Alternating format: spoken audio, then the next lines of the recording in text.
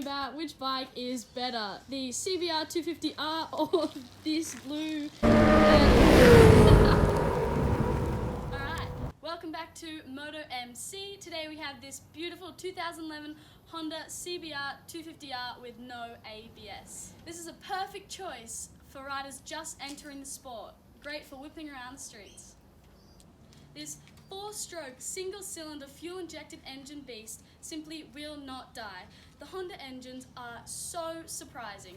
This bike here is currently at over 100,000 kilometers and still runs like a beautiful. It did $1,500 because it was a second-hand bike, but the original recommended price was about $4,000 and then $4,500 with ABS. Alright, so I moved to the other side of the bike because it is raining, lovely, and I didn't want my computer, my camera getting wet, so I'll get wet instead.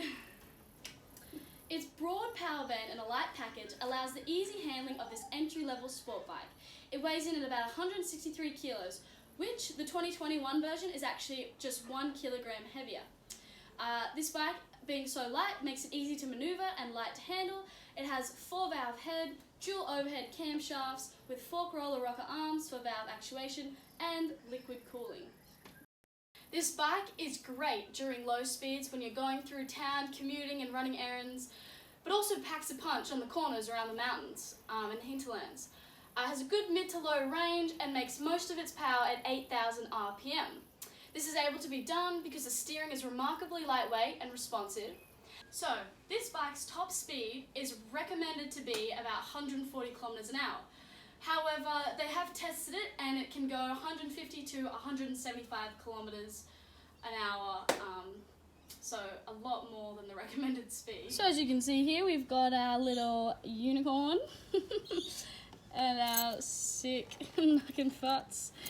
But, alright, talking about the speedometer and all of the features on it, it shows the digital time, the fuel gauge, kilometers, analog gear shifter, how many kilometers it's gone, and when I say it has had a good life, you can see there 106,272 kilometers, and it also shows the temperature gauge just over here. So this bike holds 23.7 horsepower at 9,900 RPM, has low-end torque and high revving performance with 12.7 feet of torque at 7,400 RPM. Can go 0 to 60 in 8.5 seconds, but this bike has actually gone faster than that recommended speed, but it is slightly modified. It does around 40 kilometers in 16.15 seconds at 125 kilometers per hour. So this bike has 37mm forks in a single shock and link rear suspension. Provides a comfortable ride, although heavier riders may want to get sturdier springs. For the seating position, the slight forward lean is not quite as far as, say, Yamaha R3, which allows for a more comfortable ride. It's not ideal for mega long rides, however, this bike has actually done quite a long ride just last month. This bike has made its way from near Byron Bay, New South Wales, all the way to Adelaide and back in just 6 days, which for reference is just over 21 hours there and 21 hours back by car, doing a total of 3,868.8 kilometers. So I mean, if you're up for it and you're up for a sore backside, go for it. So obviously you're able to pillion passenger on this bike as well if you have the foot pegs, and if you're in Australia you have to have your green peas or open license. Another thing, it's very economical to buy, operate and maintain.